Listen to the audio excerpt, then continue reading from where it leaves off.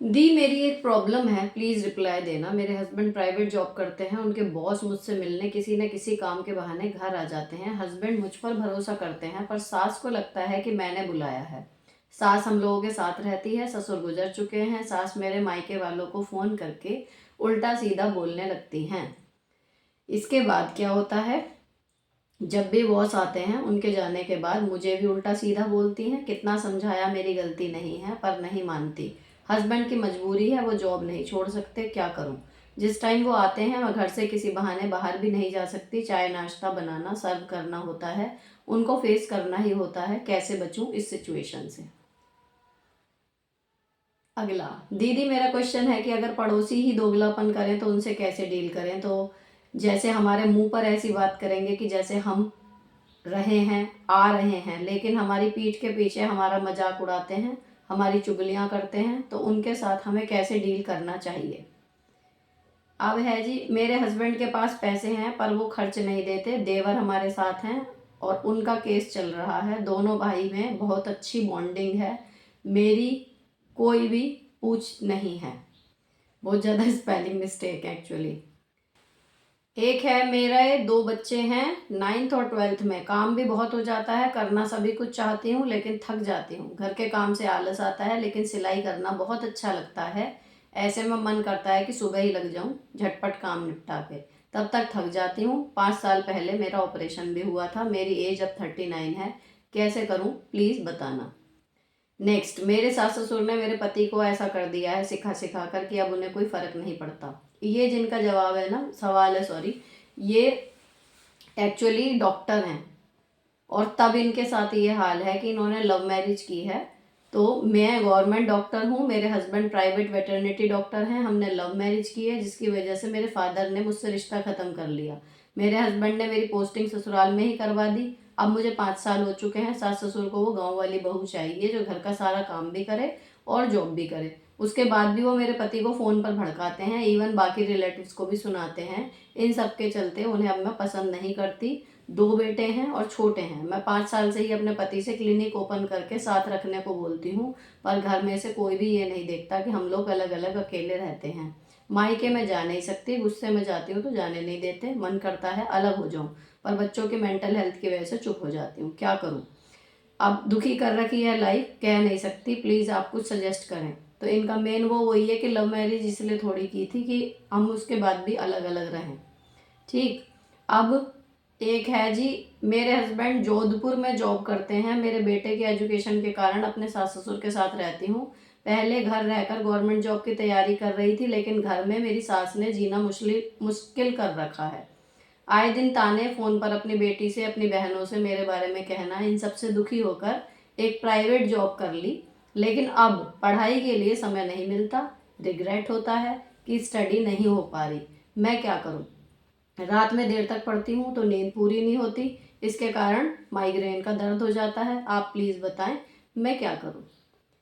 अब है जी अगला, दी मेरे हस्बैंड गांव में रहना ज़्यादा पसंद करते हैं और मैं शहर में। हमारी वाइब्स मैच नहीं हो रही इस मैटर में, और गांव एडजस्ट नहीं कर पा रही हूँ क्योंकि मैं एक छोटे से शहर में बचपन से रही हूँ।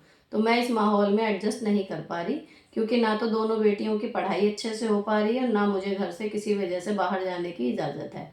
सिर्फ हॉस्पिटल के अलावा मैं क्या करूँ दी, टिप्स दीजिए प्लीज़।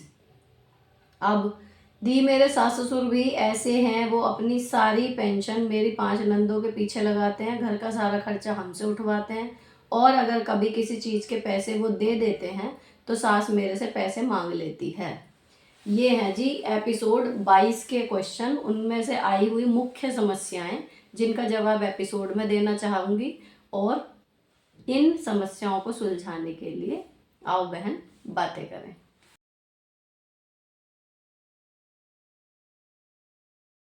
देखो, फर्स्ट वन जो बॉस वाली दिक्कत है, उसका सिंपल रूल है, आप कहीं बाहर नहीं जा सकते। आगे फर्दर बातों में इन्होंने बताया कि बॉस की रिश्तेदारी में इनकी नंद भी आई है, इसलिए वो उसे कुछ ज़्यादा नहीं कह सकते।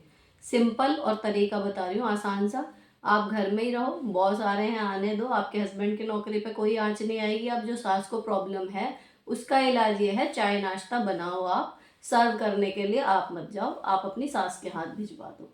आप सामने मत पड़ो, किचन में रहो, खाना बनाओ, तो ये कहने का मौका भी नहीं लगेगा कि घर में मैं आया, बॉस को मतलब कि मैं आया और इसकी वाइफ अटेंड नहीं कर रही। आप बढ़िया से बढ़िया नाश्ता पानी सब बनाओ, लेकिन सर्व करने के लिए अपनी सास को भेजो, आप सामने मत जाओ सिवाय नमस्ते के, बस।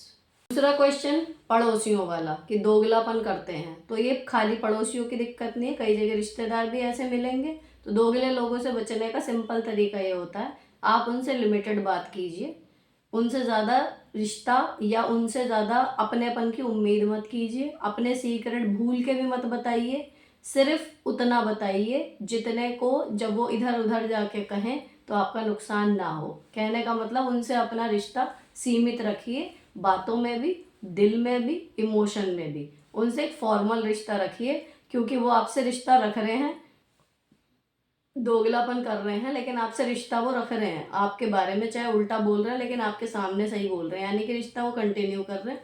तो रिश्ता आप भी कंटिन्यू करो। बस ऐसे लोगों से आपको ये सावधान रहना है कि अपनी कोई भी सेंसिटिव बात, अपनी कोई भी अंदर की बात उनको नहीं बतानी है, चाहे वो कितना ही मीठे होके बोल लें। उसके बाद वो जो कह रहे हैं कहने दो, आप किसी का मुंह नहीं पकड़ सकते।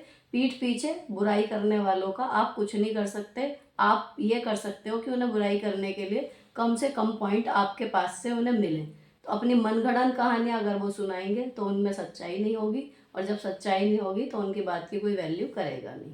अब जो एक आया था कि दोनों भाइयों में बहुत अच्छी बॉन्डिंग है लेकिन मुझे पैसे नहीं देते, दोनों भाइयों में बहुत अच्छी बॉन्डिंग है, ये सच में एक ब्लेसिंग है। परिवारों में आजकल बॉन्डिंग नहीं मिलती, लेकिन आपको पैसे नहीं देते, उसके लिए आप लगातार उनको बोल सकती हो, क्यों नहीं दे रहे पहले ये पूछो, क्या दिक्कत है। अगर वो आपको सामान ला के दे रहे हैं देन इट्स ओके, थोड़े बहुत पैसे फिर मिल सकते हैं। ये भी नहीं हो रहा, आप अपना कुछ पर्सनल कर लो जिससे आपके 1000-5000 रुपये आप खुद कमा लो। तो अगर आपका परिवार ठीक चल रहा है और आपके हस्बैंड को उनके भाई का सपोर्ट है, उनके भाई को आपके हस्बैंड का सपोर्ट है, तो ये एक अच्छी चीज़ है। इसके बीच में आप ना आए, मैं तो ये सलाह दूंगी। रही बात आप अपने खर्चों की, तो आप देंगे वो, ऐसा नहीं है। और अगर नहीं देते इन केस, तो फिर आप खुद अर्न करना शुरू करो, ट्यूशन पढ़ाओ, कुछ भी आप जो भी आप कर सकते हो उससे। तो कहीं ना कहीं अगर प्रॉब्लम होगी घर में तो आपके पास जवाब है कहने के लिए कि भाई तुम नहीं दोगे तो मैं कुछ तो करूँगी ना। लेकिन पहले कोशिश यही करो कि आप मुझे दे क्यों नहीं रहे, उसका वो जवाब दें। जब वो रीज़न आएगा तो आगे की प्रोसीजर आपको खुद समझ में आ जाएगी कि अच्छा इस वजह से नहीं दे रहे, ये कर दूँ तो ये होगा, तब मुझे पैसे मिलने लगेंगे। ठीक है। अब ये जो आया था क्वेश्चन, जो सिलाई का काम था कि वो सोचती हैं कि काम निपटा के बैठ जाएं लेकिन उसके बाद वो थक जाती हैं। ये मेरे साथ भी बहुत होता है, कई बार मुझे लगता है वीडियो पहले ना बना के मैं सारा काम निपटा लूँ, फिर मैं वीडियो शूट करूँ, लेकिन तब तक मैं थक जाती हूँ और फिर मुझे लगता है कि वो फ्रेशनेस नहीं आ रही चेहरे पे, या फिर मन नहीं कर रहा है ना। लेकिन अगर मैं पहले वीडियो बनाने बैठ जाऊँ तो फिर घर का सारा काम छूट जाएगा, और उस टाइम पे अगर कोई गेस्ट आ गया या कुछ हुआ ऐसा कि मुझे अपना घर प्रेजेंटेबल दिखाना चाहिए था और मैं नहीं दिखा पाई, तो वहाँ भी मूड ऑफ होगा। और ये चीज़ एक दिन की नहीं होती। तो आपको करना ये है, थोड़ा सा अपना स्टेमिना बढ़ाना है, ठीक। और घर का काम जब आप करते हो तो उसको इस तरीके से करो कि थोड़ा बैठने का हो, थोड़ा खड़े होने का हो, थोड़ा चलने का हो, तो थोड़ा हार्ड वर्क हाथ वाला हो, जैसे कपड़े धोना। यानी कि उन्हें स्विच करते रहो, एक ही पोजीशन वाले काम बहुत सारे इकट्ठे मत करो। उससे आप करके देखना, प्रैक्टिकली आपको थकान कम होगी। दूसरी चीज़ सबसे बड़ी, मुझे इसके बाद सिलाई पे बैठना है, ये चीज़ एक दिमाग में है, लेकिन जल्दी बैठना है, इस चक्कर में अपनी स्पीड को एक्सेलरेट मत करो। अगर आप कामली अपने काम निपटाओगे ना घर के, तो कहीं ना कहीं आपको थकान देखना बहुत कम होगी। आराम से करो काम में, मुश्किल से 15-20 मिनट, आधे घंटे का फर्क पड़ेगा, लेकिन आपकी थकान नहीं होगी, तो आप बच जाओगे उस थकान से। और उसके बाद घर का काम निपटाने के बाद भी आप अपना जो सिलाई का काम है वो कर पाओगे। तो जब हम अपनी स्पीड से आगे बढ़ने की कोशिश करते हैं ना, तो अक्सर बढ़ तो जाते हैं, काम भी निपट जाता है, लेकिन उसके बाद के जो घंटे बचते हैं उसमें हम कुछ नहीं कर पाते। तो अपनी स्पीड को एक्सेलरेट हमें नहीं करना है, नॉर्मल स्पीड से काम करना है, और पोजीशन को स्विच करते रहना है अपनी, ताकि किसी एक शरीर के हिस्से पे इतना ज़्यादा जोर ना पड़े कि उसकी वजह से हम आगे के घंटे बचा तो लें लेकिन उनको यूटिलाइज ना कर पाए।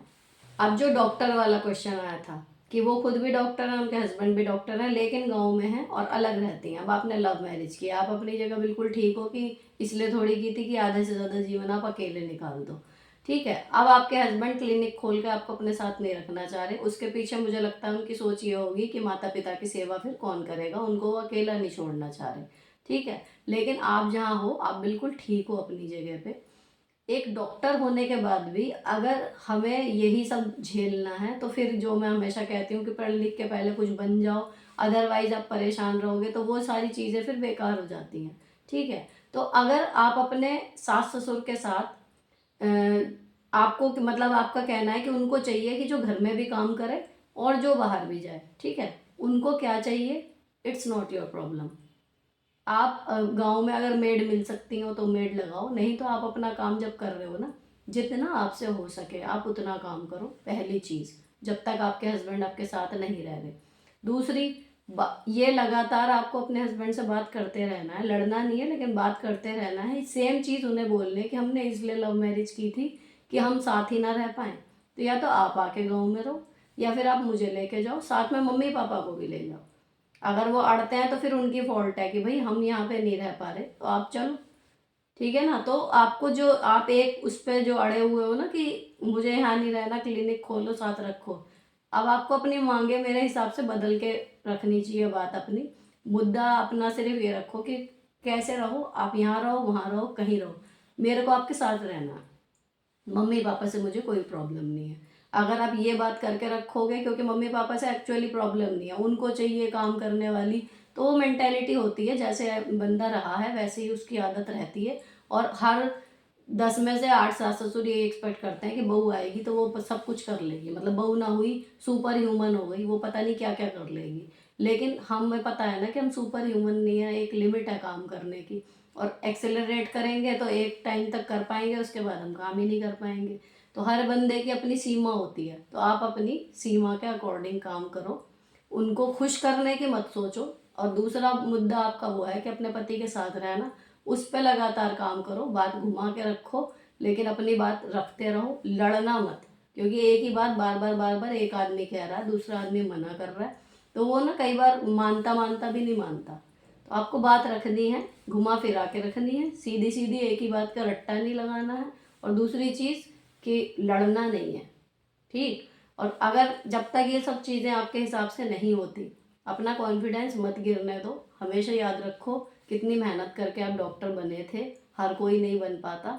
तो अपनी मेंटल हेल्थ, अपने बच्चों की मेंटल हेल्थ, उस पर आप कॉम्प्रोमाइज़ कभी मत करना। खुश रहो, हस्बैंड हैं साथ तब भी, नहीं है तब भी, आपकी जिम्मेदारी है अपने आप को खुश रखना। आप खुश रहोगे, पति भी खुश रहेंगे जब वो आएंगे, और बच्चे भी खुश रहेंगे, तो मेन प्रायोरिटी आपकी वो है। अब जो आया था जोधपुर वाला, ठीक है, कि उन्होंने घर के कलेश से बचने के लिए अपनी गवर्नमेंट जॉब की प्रिपरेशन छोड़ के एक प्राइवेट जॉब पकड़ ली, और अब वो ना तो अपनी तैयारी कर पा रही हैं और टेंशन अभी भी है। तो मुझे लगता है आपने गलत डिसीजन लिया। आपको अपना ध्यान जो डिस्ट्रैक्ट करना था वहाँ से हटा के कोशिश करनी थी अपनी पढ़ाई में लगाने की। अगर आपको लगता है आप सच में गवर्नमेंट एग्ज़ाम क्रैक कर सकते हो, तो आप उस चीज़ को छोड़ के अगर प्राइवेट उसमें जा रहे हो, प्राइवेट में आपका टाइम पूरा ले लेंगे, पैसे आपको देंगे कम ज़्यादा जो भी, लेकिन आपका टाइम पूरा चला जाएगा। गवर्नमेंट जॉब की प्रिपरेशन आप बार बार नहीं कर सकते, है ना। और रही बात कलेश की, तो वो अब भी हो रहा है तब भी हो रहा था।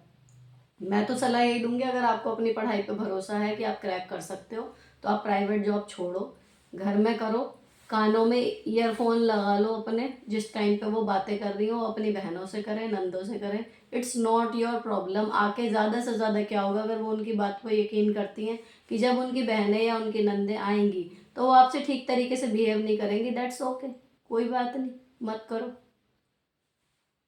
इतना ही होगा ना, इससे ज़्यादा कुछ नहीं होगा। यहाँ पे कोई किसी को मेडल देने तो बैठा नहीं है कि हाँ जी मेरी बुआ सास ने कह दिया कि मैं बहुत अच्छी बहू हूँ तो मेरे को आज मेरा जीवन सफल हो गया, या मेरी मामी सास ने कह दिया या मेरी नंद ने कह दिया कि ये तो बेकार है, तो मेरा जीना ही बेकार हो गया। तो हम किसी से यहाँ सर्टिफिकेट लेने के लिए बैठे नहीं हैं। आप अपनी जॉब की प्रिपरेशन करो, आपकी जॉब लग जाएगी ना तो आधी लाइफ तो वैसे सॉर्टेड हो जाएगी आपकी। ये तरीका जो आपने पकड़ा है उस कलह से बचने का, वो फुल प्रूफ नहीं है। तो आप अगर अपनी जॉब को क्रैक कर सकते हो तो एग्ज़ाम की प्रिपरेशन करो। अगर आपको लगता है तैयारी के बाद भी वो क्रैक नहीं होगी, तो फिर आप ठीक हो कि ठीक है, कलेश से बाहर निकलने के लिए आप जॉब पकड़ लिया, आपने बिल्कुल सही किया। अब जो आया था कि हस्बैंड को गांव में रहना पसंद है, मुझे नहीं, तो देखो ये चीज़ें मुझे लगता है शादी से पहले डिस्कस कर लेनी चाहिए। अगर आप शादी करके गांव में आ रहे हो तो मेंटली प्रिपेयर्ड रहना पड़ेगा कि गांव में जाके रहना पड़ेगा, तो भाई वहाँ की वाइब्स अलग होती हैं। ठीक है। और मैं भी मानती हूँ कि वहाँ पर ज़्यादातर बहुओं को बाहर जाने की इजाज़त नहीं है, ज़रूरत नहीं है, क्या कहूँ, लेकिन नहीं होता कि केवल डॉक्टर के ही जाएंगी तभी वो बाहर निकलेंगी। तो दैट इज़ द गाँव लाइफ स्टाइल, जितना मैंने देखा है। ठीक है। तो अगर आप शादी के टाइम पे इन चीज़ों को कंसिडर नहीं कर पाए तो एक तो लेट हो गया। अब आप क्या कर सकते हो, सिर्फ अपने हस्बैंड को कन्विंस ही कर सकते हो, माने ना माने ये आपके कन्विंस करने के तरीके और उनकी सोच पर डिपेंड करेगा। इसमें आपके करने के लिए ज़्यादा कुछ बचा नहीं है। दूसरी चीज़, अगर वो नहीं मानते, ठीक है, तो ज़रूरी नहीं है कि गांव में अभी तक कोई बहू बाहर नहीं निकल रही थी किसी भी काम के लिए तो आप भी ना निकले। ये कहीं लिखित संविधान नहीं है, एक ट्रेंड है, मैं मान रही हूँ चल रहा है। अगर आपको लगता है कि आप बाहर जाओ, काम करो, करना है आपको, तो आप निकल जाओ। अगेन क्या होगा कि भाई फलाने की बहू तो वहाँ जा रही थी, फलाने की बहू तो हर काम के लिए खुद जाती है, हमारे गांव में तो किसी की बहू नहीं जाती, ये बातें होंगी। तो जब हम लीक से हट के कुछ करने की सोचते हैं तो मेंटली हमें प्रिपेयर्ड रहना पड़ेगा कि बातें सुनने को मिलेंगी, लोग उल्टा सीधा बोलेंगे, चुभती हुई बातें बोलेंगे। हो सकता है उनसे इन्फ्लुएंस होकर आपके घर वाले भी आपके साथ कलेश करें। लेकिन अगर आपके लिए इम्पोर्टेंट है बाहर निकलना, जाना अपने कामों के लिए खुद, तो आप निकलो। कुछ ज़्यादा नहीं होगा, ये बातें ही सुनने को मिलेंगी, उसके लिए आप चिकने घड़े बन सकते हो तो आप निकलो। ऐसा कुछ नहीं है कि आप निकलोगे तो भस्म हो जाओगे, कोई लक्ष्मण रेखा खींची हुई है। तो देख लो आपके लिए क्या इंपॉर्टेंट है। अगर सच में लगता है कि नहीं मुझे तो जाना है तो जाओ, कोई दिक्कत नहीं होगी। बातें सुनाएंगे आपको, बुरी बहू का टैग मिलेगा, वो लेने के लिए प्रिपेयर रहना। अच्छी बहू का टैग भी मिले और सारी सुख सुविधाएं भी मिले, ये थोड़ा विरला कॉम्बिनेशन होता है। इस चक्कर में हम लोग फंसे रह जाते हैं। अब जो आया था कि पेंशन नंदों पर खर्च करते हैं, घर का खर्चा हमसे उठवाते हैं। तो देखो, पेंशन सास ससुर का अपना अधिकार है, वो किसी भी बच्चे पर खर्च कर सकते हैं। आपकी गृहस्थी आपके पति की जिम्मेदारी है और हमारे माँ बाप हमारी जिम्मेदारी होते हैं। एक रूल समझ लीजिए, कुछ भी है, लेकिन बेटे के पास रहते हैं माँ बाप, वो उनका खर्चा उठाते हैं, तो उनकी प्रॉपर्टी और ये सब में ज़्यादातर हिस्सा उनका होता है। लेकिन अगर बहनें प्रॉपर्टी में, पेंशन में बराबर का हिस्सा ले रही हैं तो उन्हें चाहिए कि जब उनके माँ बाप को ज़रूरत हो तो तब भी वो बिल्कुल खड़ी रहें। तब ये बहाने ना बनाए कि मेरे तो सास ससुर हैं या मेरा तो घर है, परिवार है। ठीक है। अब आपकी पेंशन है, आपके सास ससुर को चाहिए कि थोड़ी बच्चियों को दे रहे हैं तो एक हिस्सा यहाँ भी खर्च करते हैं तो आप भी संतुष्ट रहेंगे। लेकिन घर में प्रॉब्लम होती तभी है जब बड़े ही सही से डिस्ट्रीब्यूशन नहीं करते।